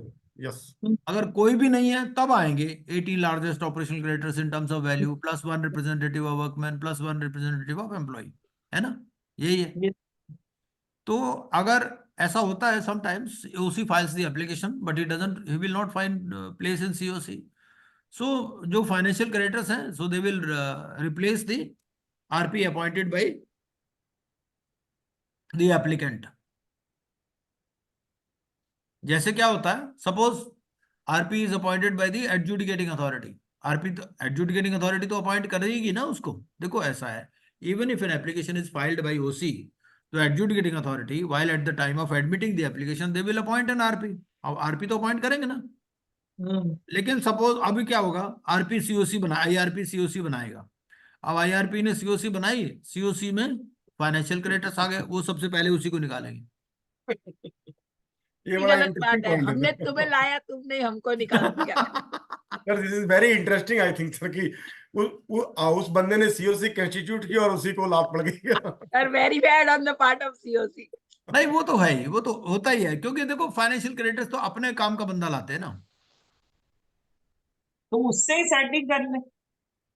हाँ सर इसका मतलब वो आईआरपी अंदर की वाला बात है, वो अंदर की असाइनमेंट बात लेने होती का है नहीं। नहीं नहीं नहीं, ऐसा कुछ नहीं है। देखो आईआरपी अगर फाइनेंशियल क्रेडिटर नहीं अपॉइंट किया फिर उसको रिस्क कम होता है। हाँ सपोज एक आई थिंक बैंकर ने सर ये एप्लीकेशन डाली, अब बैंक ने करेक्ट, नहीं अपॉइंट किया हुआ है तो फिर उसको उसके हटने के चांस कम होते हैं। बैंक वाले जिसने बैंक ने अगर आपको अपॉइंट किया हाँ हाँ। सर आई थिंक ये सारे प्री प्लान्ड होते हैं कि कौन आईपी बनेगा, कौन आईआरपी बनेगा, ये सब कुछ पहले से ही प्लान्ड होते हैं I think. Am I right sir? नहीं ऐसा तो कुछ नहीं है, ऐसी कोई बात नहीं, बट हाँ सेटिंग चलती है आजकल। हाँ अभी नॉर्मल पहले रिकॉर्डिंग से ही चल सर रही है। आप सब बात होके रहती है भैया, आप आईपी बन जाना, आप इसको सॉल्व कर देना इस तरह से। अच्छा ये हो गया, ये तो ये वाला तो हो गया क्लियर, है ना। Mister Lohia after taking charge and issuing form G is preparing information memorandum, ठीक है। अब now mister Lohia another RP has taken charge, ठीक है, and is issuing form G. Form G क्या होता है, एनी आइडिया क्या होता है form G? In form G. Invitation for expression of interest, है ना। Basically it is like a matrimonial ad in paper. आप अपने बच्चे की शादी करना चाहते हो, पेपर में ऐड देते हो ना कि भाई वधू चाहिए, वर चाहिए, ऐसा ऐसा होना चाहिए, ज्यादा डिटेल्स आप उसमें नहीं देते, है ना। ऐसे ही फॉर्म जी है, in form G brief particulars of the company are given, है ना, इज प्रिपेयरिंग इंफॉर्मेशन मेमोरेंडम, ठीक है। So while preparing information memorandum suppose there are some unliquidated amount. ये अनलिक्विडेटेड अमाउंट होता क्या है, क्या होता है unliquidated amount? It mean the So liability is there but the amount is not certain, ये मतलब होता है अनलिक्विडेटेड का। Contingent liability sir. कंटिजेंट नहीं, जैसे मान लो कंस्ट्रक्शन कॉन्ट्रैक्ट है, अब कंस्ट्रक्शन कॉन्ट्रैक्ट में काम तो हुआ है, लेकिन मान लो उसका मेजरमेंट नहीं हुआ या सर्टिफाइड नहीं हो पाया किसी वजह से, हो आरपी को पता काम तो हुआ है ना, वो काम तो उसको नजर आ रहा है वहां पर, जैसे ब्रिज आधा बना हुआ है मान लो, है कि नहीं, तो काम तो हुआ है ना, लेकिन Amount is not amount quantified. Certain नहीं, हाँ जी। An uncertain amount is not quantified. Amount is not हाँ quantified. तो इस ऐसी लाइबिलिटी का क्या करना है आपको, आपको क्या करना है, you have to make the best estimate of such liability. ये हमारा रेगुलेशन नंबर 14(1) बोलता है of CIRP regulations. And now Mr. Loya, in response to request for resolution plan, got 3 resolution plans matching the criteria fixed by the COC. Now you know that the COC fixes a criteria. COC क्या करती है? COC does 2 things. Number 1, they finalize an evaluation matrix. एक तो evaluation matrix finalize करते हैं और फिर criteria fix करते हैं। क्राइटेरिया फिक्स करते हैं based on the nature of business and scale of operations of the business, कि भाई किससे रेजोल्यूशन प्लान्स लाएंगे, कौन रेजोल्यूशन एप्लीकेंट होगा, उसके लिए क्राइटेरिया फिक्स करना पड़ेगा ना। Suppose your company is having turnover of से 1000 करोड़, ठीक है, तो you will be liking resolution applicant जिसका उतना टर्नओवर का एक्सपोजर हो कम से कम। वैसे कोई रखोगे ना आप, ऐसा थोड़ी कि उसको कुछ एक्सपीरियंस ही नहीं है, कोई एक्सपोजर ही नहीं है जो रेजोल्यूशन एप्लीकेंट आ रहा है, तो उसके लिए आप रेजोल्यूशन प्लान्स के लिए क्राइटेरिया फिक्स करते हो बेसिकली, कि भाई इतनी नेटवर्थ होनी चाहिए, इतना इसने एक्सपीरियंस होना चाहिए हैंडल करने का काम, इतने जो है इन्फ्यूजन ऑफ फंड्स होना चाहिए, इस तरह से। तो एक इवेल्युएशन मैट्रिक्स बनाते हैं। This what is this evaluation matrix? इस इवेल्युएशन मैट्रिक्स में ना क्राइटेरिया रहते हैं। मैं आपको इवेल्युएशन मैट्रिक्स का एक फॉर्मेट दिखाता हूँ।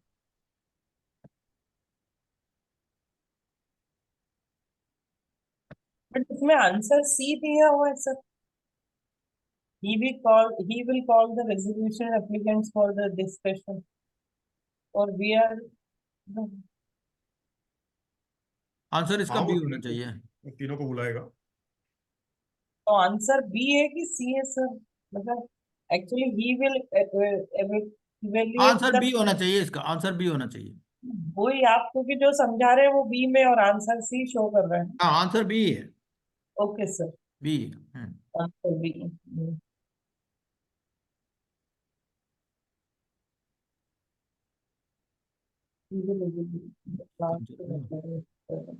एक मिनट,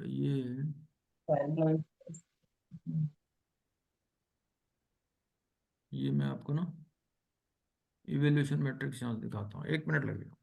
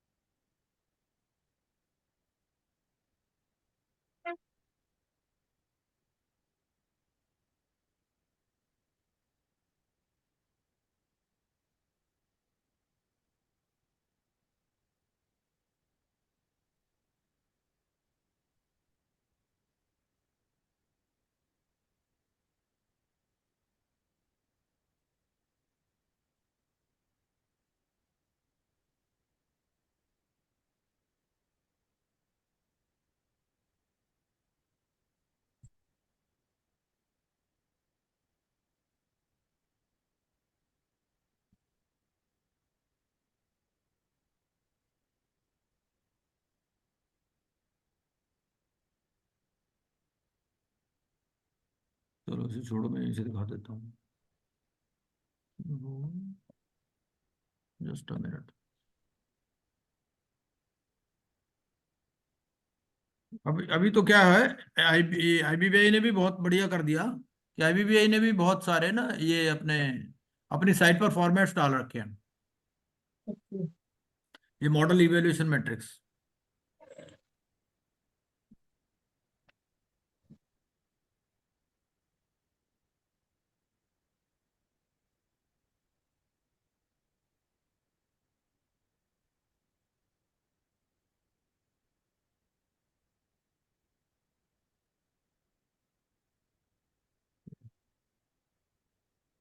ये जो है, ये न्यू शेयर में ये मॉडल इवेल्युएशन मैट्रिक्स है जी। ये नीचे 1 मिनट चलता हूँ।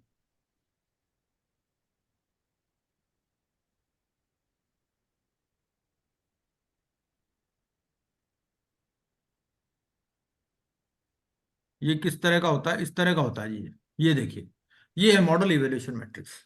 क्योंकि जितने भी रेजोल्यूशन प्लान्स आते हैं ना, उसमें करते क्या है कि उसको ना 100 के स्कोर में से मार्क्स अवार्ड करते हैं, 60, 70, 50, based upon the quality of that resolution plan. क्योंकि because different resolution plans are giving different terms and conditions. एक रेजोल्यूशन एप्लीकेंट बोलता है जी मैं इस प्रोजेक्ट को 2 साल में कंप्लीट करूंगा, एक बोलता है 3 साल में कंप्लीट करूंगा, एक बोल रहा है मैं 50 करोड़ इनिशियली इन्फ्यूज करूंगा, दूसरा बोलता है 100 करोड़ से इनिशियली इन्फ्यूज करूंगा। एक की टर्नओवर 1000 करोड़ है, दूसरे की टर्नओवर 200 करोड़ है। तो आपको सबको पैरिटी पर लाना है, कैसे लाओगे? उसी के लिए ये मॉडल इवेल्युएशन मैट्रिक्स बनता है। इसमें मार्क्स दिए जाते हैं, जैसे 0 to 10 का स्कोर है तो उसमें से मार्क्स दे देगा वो। एक्सपीरियंस, इसमें there are 2 types of parameters, एक तो है क्वालिटेटिव पैरामीटर्स और एक है क्वांटिटेटिव पैरामीटर्स। ठीक है जी। तो क्वालिटेटिव पैरामीटर्स में क्या है? Experience of the resolution applicant, acquisitions made in the past, है ना भाई, पहले उन्होंने क्या क्या एक्विजिशन किया है। उसके बाद में फिर financial strength of the resolution applicant, फिर reasonableness of financial projections and likelihood of honoring proposed commitments, फिर risk assessment availability of additional collateral security, external credit rating, regulatory compliances, track record of payment, technological advancement, future projects, prospects. इसके बाद में कुछ quantitative parameters हैं, जैसे upfront cash recovery as per resolution plan. तो इसमें से मार्क्स दे देते हैं, ये सीओसी पूरा डिसाइड कर लेती है कि भाई किस तरह से होगा। Net present value of continuing portion of debt, discounted value of cash flows, then term of resolution plan, ये फ्रेश इक्विटी इन्फ्यूजन। तो इसमें जो है ना मार्क्स दे देते हैं डिफरेंट, जैसे 10-10 नंबर का दे दिया, मान लो 10 में से किसी को 5 देगा, किसी को 7 देगा, डिपेंडिंग अपॉन जो पैरामीटर्स हैं, ये सारे पैरामीटर्स। तो ये सर लास्ट उसमें जो फिल किया हुआ है ये हमको फिल करना है कि ऑलरेडी ऐसे ही फॉर्मेट मिलता है, हमको सिर्फ मार्क्स देने? आपको मार्क्स देने हैं बस। हाँ, मार्क्स देने हैं। नहीं, क्राइटेरिया तो देखो सीओसी भी क्या करेगी, सीओसी को भी आप ही तो बना के दोगे ना बेसिकली, आप बना करके दोगे इवैल्यूएशन मैट्रिक्स। देखो ये मॉडल है, ये आईबीबीआई की वेबसाइट पे भी दिया हुआ है।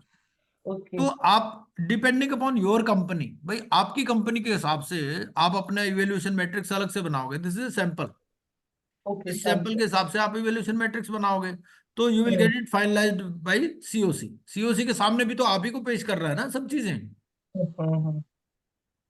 बनाएगा अच्छा। कौन? बनाओगे तो आप ही ना, आरपी बनाएगा, हम्म। वो बेसिकली सीओसी से फाइनलाइज करा लेगा। हम्म। ये हो गया। अब चलो हम दोबारा इस पे चलते हैं।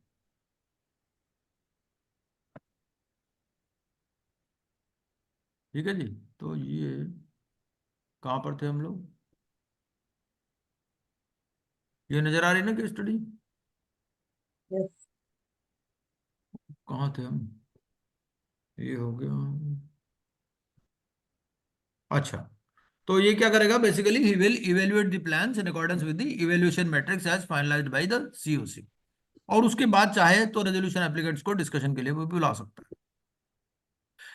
अच्छा, रेजोल्यूशन एप्लीकेंट क्या सीओसी में जा सकता है या नहीं जा सकता? Whether resolution applicant can attend the COC meetings और not? Yes, he can attend, sir. कौन कौन सी मीटिंग अटेंड करेगा रेजोल्यूशन एप्लीकेंट? सिर्फ वही मीटिंग अटेंड करेगा जिसमें उसका प्लान डिस्कस हो रहा है। Discussion के लिए, right? जिसमें उसका प्लान डिस्कस हो रहा है, ये नहीं दूसरों के प्लान में जाएगा, वो अपने प्लान में, जब उसके प्लान पर डिस्कशन हो रहा है तब हो जाएगा। ये बात कहाँ लिखी गई है? कहीं लिखा भी होगा ना, ऐसे थोड़ी वैसे ही कुछ भी बोल दो। Section 28, I- हाँ, Section 20, रेगुलेशन में मिल जाएगा मेरे ख्याल से।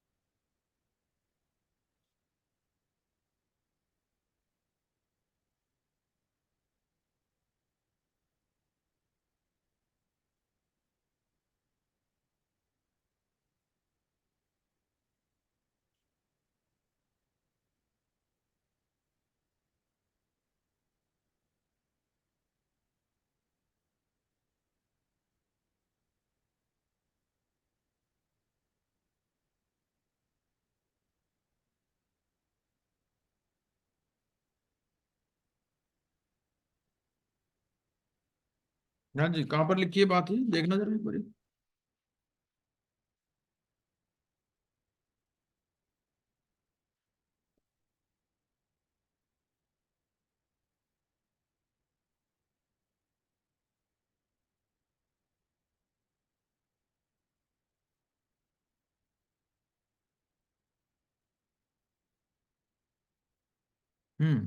ये आपका ना, आप सेक्शन देखिए, सेक्शन 30 है आपका। सेक्शन 30 में सब सेक्शन आपका आ गया 5। Section 30, subsection 5, the resolution applicant may attend the meeting of the committee of creditors in which the resolution plan of the applicant is considered. provided that the resolution applicant shall not have a right to vote at the meeting of the committee of creditors unless such a resolution applicant is also a financial creditor. तो section 30 subsection 5. अच्छा, इसका मतलब क्या है कि financial creditor can also be a resolution applicant. हो सकता है या नहीं हो सकता? Suppose there is a financial creditor, say banker. Banker कहता है भाई मैं रेजोल्यूशन एप्लीकेंट बनूंगा. बन सकता है कि हो नहीं? सकता है, हो सकता है. हाँ, हो सकता है, कोई इशू नहीं है. सिर्फ रेजोल्यूशन एप्लीकेंट के लिए क्या आपको इनएलिजिबिलिटी कहां पर चेक करनी है? सेक्शन 29A में. और उसके अलावा कोई दिक्कत नहीं है. कोई भी आदमी, प्रमोटर भी रेजोल्यूशन एप्लीकेंट हो सकता है. ऐसा नहीं कि प्रमोटर, कई लोग कहते हैं कि प्रमोटर नहीं हो सकता, ऐसा नहीं है. सिर्फ आपको 29A में अगर इनएलिजिबल है तो नहीं हो सकता, अदरवाइज कोई भी हो सकता.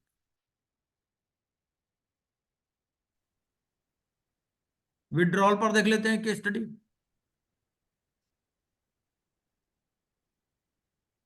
विड्रॉल का भी एक आध दिन पहले ही किसी का फोन आ रहा था कि भाई ये विड्रॉल की एप्लीकेशन गई हुई है तो मैं क्या करूं. मैंने कहा भाई देखो, ज्यादा हरकत मत करो. आप ये मत सोचो कि ज्यादा हमें कुछ बिल बनाना है, ऐसा मत सोचो. ठीक है. वो कहता जी सीओसी की मीटिंग्स कंटिन्यू करो. देखो कई बार क्वेश्चन उठता है कि suppose an application for withdrawal, आपको मालूम ही है सेक्शन 12 क्या है, ये तो मालूम ही है ना. तो section Yes, sir. 12A talks of a situation where an application has already been admitted and now you want to withdraw the application, है ना. So you have to move an application under section 12A with 90% majority in case COC has been constituted. अच्छा, अगर COC constitute नहीं हुआ तो क्या होगा? तो विड्रॉ हो जाएगी सर, कुछ मेजोरिटी. एडजुडिकेटिंग अथॉरिटी के पास जाएगी सर. हाँ नहीं, उसमें क्या है कि दी एप्लीकेंट जो applicant has to file the application through IRP. वो IRP के थ्रू फाइल करेगा. ठीक है. But once COC is constituted, तो COC कॉन्स्टिट्यूट होने के बाद में it has to approve with 90% majority. 90% majority से अगर COC अप्रूव करेगी तभी एप्लीकेशन जाएगी. और जो खर्चा होगा वो खर्चा हो गया, क्योंकि आपका एप्लीकेशन तो एडमिट हो गई. सपोज पब्लिक अनाउंसमेंट हो गई, उसका खर्चा कौन बेयर करेगा? Corporate debtor. Corporate applicant applicant applicant देगा खर्चा. एप्लीकेंट. तो अब ये देख लेते हैं, ये केस स्टडी देख लेते हैं क्या बोल रहा है. An application was filed under section 9 of IBC by Kotak bank limited. Kotak bank, it was admitted against the CD Messrs ABC Limited. Before constitution of COC, a settlement agreement was signed. ठीक है. And form FA was submitted to the IRP on October 12, 2021. IRP Mr. Smart submitted the application for withdrawal under section 12A on October 18. ठीक है. इन्होंने क्या किया कि अक्टूबर 18 को application ये सबमिट कर दी. However, the IRP post filing of the application under section 12A proceeded to constitute the COC, filed an application under section 19(2) towards non-cooperation, undertaken valuation of the assets. 6 COC meetings were also held post filing of the application under section 12A. Mr. Smart incurred a cost of 8 million. The adjudicating authority passed orders dated 30th May 2022 and allowed closure of the CIRP process. Disallowed substantial part of the expenses incurred by the IRP. The adjudicating authority also passed some adverse remarks against the conduct of Mr. Smart. ठीक है जी. तो सबसे पहला तो इसमें question ये है कि the application, this form A was submitted to the IRP on October 12, 2021 and IRP has submitted the application on 18th October. तो ये क्या ठीक है? 12th अक्टूबर को उसको फॉर्म मिला है और 18th अक्टूबर को उसने एप्लीकेशन फाइल की है. तो ये ठीक है या लेट है, क्या है? And which is the related regulation. जो सेक्शन 12A है, इसका रिलेटेड रेगुलेशन कौन सा है? पहले तो रेगुलेशन नंबर बता दीजिए. He must have filed within 3 days. Regulation number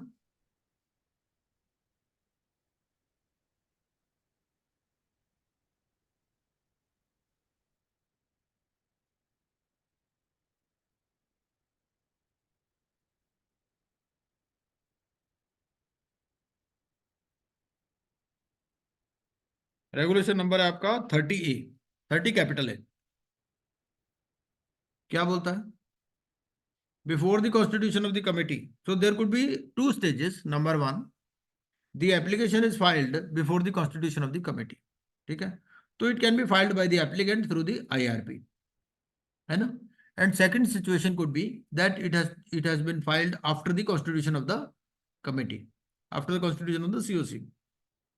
So in that situation, this application will be filed by the applicant through the IRP or the RP as the case may be.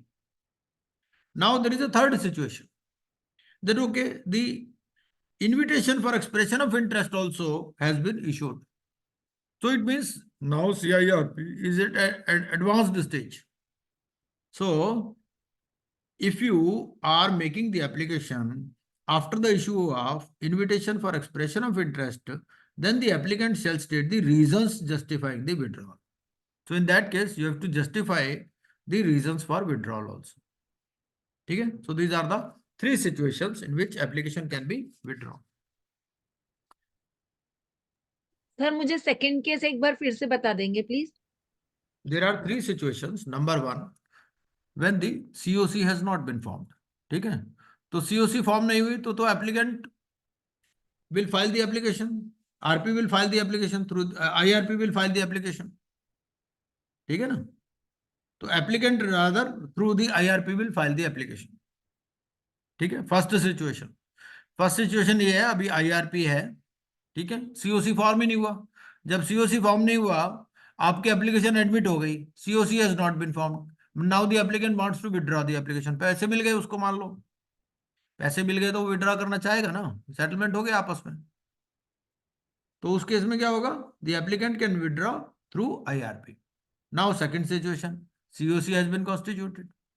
ठीक है, COC जब constitute हो गई तो क्या है, वो IRP या RP के थ्रू एप्लीकेंट विथड्रॉ कर लेगा. ठीक है, थर्ड सिचुएशन क्या है, invitation for expression of interest also has been issued under regulation 36A. तो अगर invitation for expression of interest भी इशू हो गया तो उस केस में क्या होगा, उस केस में आपको फिर रीजन देने पड़ेंगे, क्योंकि why you want to withdraw the application. और invitation for expression of interest क्या है, बेसिकली फॉर्म जी. तो फॉर्म जी आपने पब्लिश कर दिया, ठीक है ना, तो उस केस में आपको रीजन देने पड़ेंगे कि भाई why you want to withdraw this application. और सर ये सेकंड और थर्ड केस में, दोनों केसेस में 90% वाला अप्रूवल तो लगेगा ही. नहीं, फर्स्ट में नहीं लगेगा क्योंकि फर्स्ट में नहीं सर, एंड के दो में. हाँ बिल्कुल बिल्कुल बिल्कुल. तो वाज मिस्टर स्मार्ट, इसमें क्या हुआ, इस केस में मतलब ये है कि application has been received, form FA was submitted to the IRP on October 12, 2021. ठीक है, इन्होंने एप्लीकेशन भी सबमिट कर दिया October 18 को, लेकिन he has continued with the CIRP process. ठीक है, COC कॉन्स्टिट्यूट कर दी, 19(2) की एप्लीकेशन लगाई, वैल्यूएशन अपॉइंट कर दिया, 6 COC की मीटिंग्स भी कर दी. ठीक है, कह दिया भैया मेरा 80 लाख रुपए खर्चा हो गया. एडजुडिकेटिंग अथॉरिटी ने कहा कुछ नहीं मिलेगा तुम्हारे को, कुछ पैसे दिए ही नहीं, सिर्फ पब्लिक अनाउंसमेंट के पैसे ले लो बस, छुट्टी, और कुछ नहीं मिलेगा. तो was Mr. Smart justified in continuation of CIRP after filing of the application? No. No. हाँ, तो आंसर इसका है B.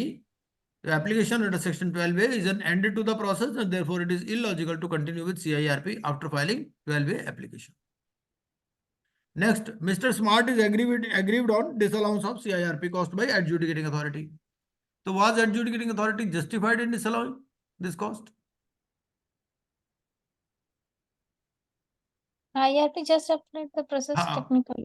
हाँ, तो उसने क्या किया, he has just applied the process technically, mechanically, without applying professional judgment. Why were there adverse remarks by the adjudicating authority against Mr. Smart? A sir, ए.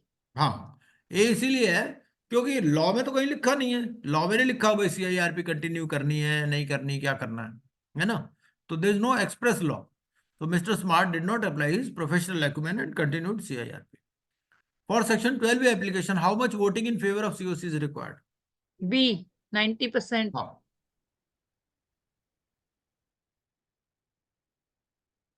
अच्छा, इसमें भी ना कई बार वो आपको डिफरेंट चीजें दे सकता है, जैसे एक बार 12A देख लेते हैं.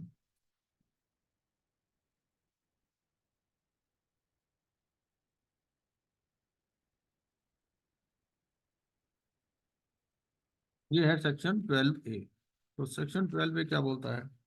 सेक्शन 12A बोलता है विद द अप्रूवल ऑफ, देखो मैं आपको 3 ऑप्शन देता हूं। Number 1, approval of 90%। दूसरा,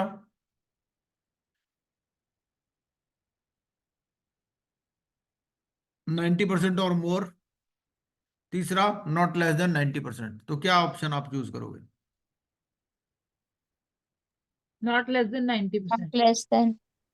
नहीं नहीं नहीं, देखो आपको जो सेक्शन में लिखा है वैसे मक्खी पे मक्खी मारनी है। सेक्शन में लिखा है विद द अप्रूवल ऑफ 90%, तो 90 लिखा है तो 90 ही करना है। अब यहां पर तो देखो कुछ उसने 90% इसके साथ दे दिया मिनिमम मेजोरिटी, तो ठीक है। लेकिन अगर वो आपको ऐसे, मैं आपको दूसरी ऑप्शंस देता हूं, ठीक है? वो ऑप्शन ऐसे नहीं देगा इतनी सिंपल। एक मिनट, जैसे हम मान लो इसमें ऑप्शन दे देते हैं। एक ऑप्शन दे दिया with approval of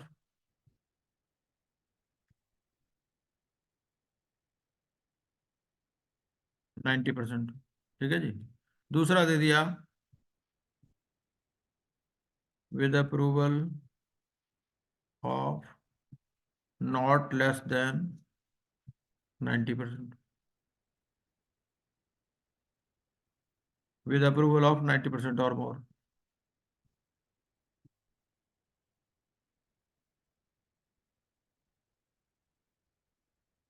Any of the above। ये 4 ऑप्शन दे दिया, तो आपको क्या चूज करोगे इसमें से?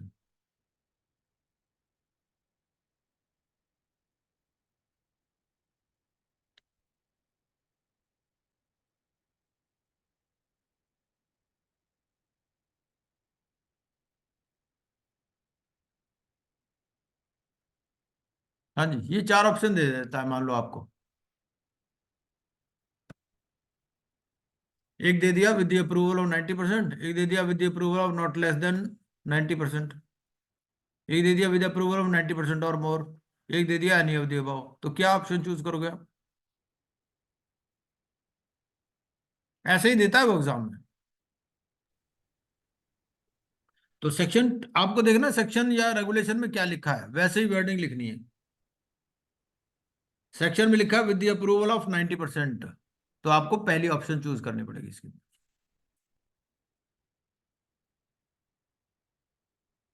आप कहोगे सभी का मतलब तो एक जैसा ही है, मतलब तो एक जैसा है ही। लेकिन या तो ऐसा है ना कि 90% के साथ कोई दूसरे वालों में 90% ना लिखा हो, फिर तो ठीक है, फिर तो चल जाएगा, जैसे इसमें मिनिमम मेजोरिटी ऑफ 90%। लेकिन अगर 90% में भी सारे में ही 90% दे दिया, वो ऐसे ही देगा। उसको पता 90% तो हर एक को पता है।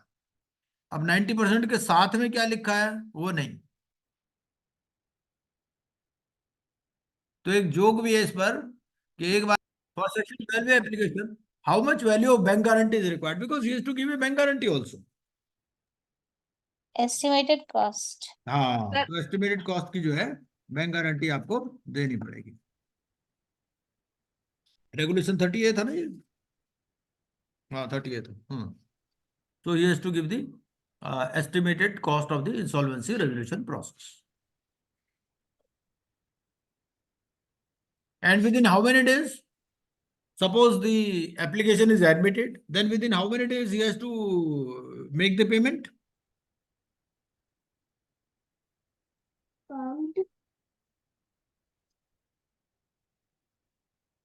Within 3 days of such approval.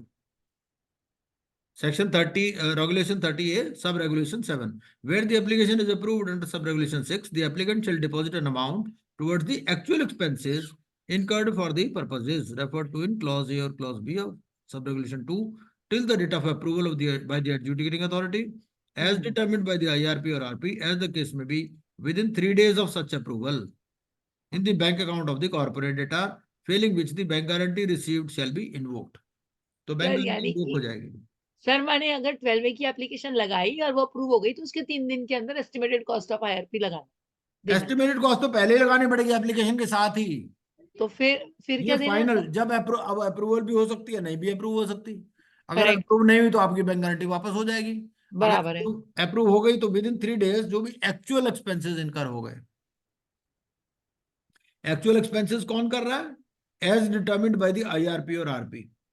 Okay तो वो आपको देने पड़ेंगे, अगर आप वो नहीं दोगे तो आपकी बैंक गारंटी इन्वोक हो जाएगी। ये है। Okay sir.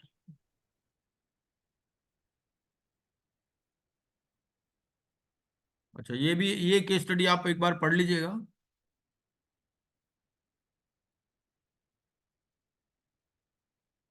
ये फिर रियल एस्टेट पर केस स्टडी है।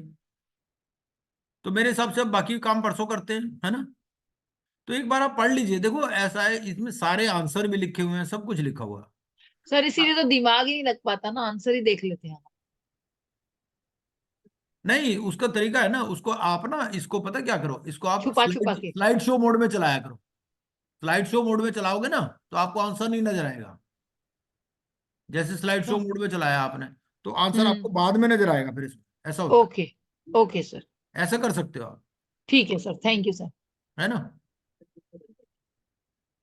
अब मेरे सामने प्रॉब्लम ये है कि मैं आंसर ना दूं तो लोग कहते हैं आंसर दो, आंसर दो तो दिक्कत, या तो यार मैं दो दो फाइलें मेंटेन करूं, नहीं नहीं नहीं सर, ठीक है, वो भी कितना तो दिक्कत मटेरियल देते हो आप। है। हम्म। ठीक है मैं सर। मैं एक केस स्टडी और बनाऊंगा आपके लिए, खास तौर से ये POFE ट्रांजेक्शन्स पे, ठीक है है सर। ना? Thank you sir. ओके जी। देखो थोड़ा बहुत तो समझ में आता ही है, कुछ ना कुछ डिस्कस करने से, ऐसी बात नहीं। थोड़ी तो क्लैरिटी आ ही रही होगी मेरे हिसाब से, यस सर। है ना? फर्क पड़ता है सर। है ना? हाँ, और क्या। पड़ता है हम्म। Sir, okay. मैंने भी मोटा मोटा समझ आ गया है, पर ये रूल्स रेगुलेशन जरा पढ़ने पड़े। हाँ बिल्कुल बिल्कुल, नहीं वो है ना, माइन्यूट आपको एक एक, you have to remember each and every word, कि जो वर्ड लिखा है वैसे का वैसे ही वहां लिखना है। लाया मैंने बादाम लाया है सर। हाँ बस बस वही है। ओके जी, गुड नाइट।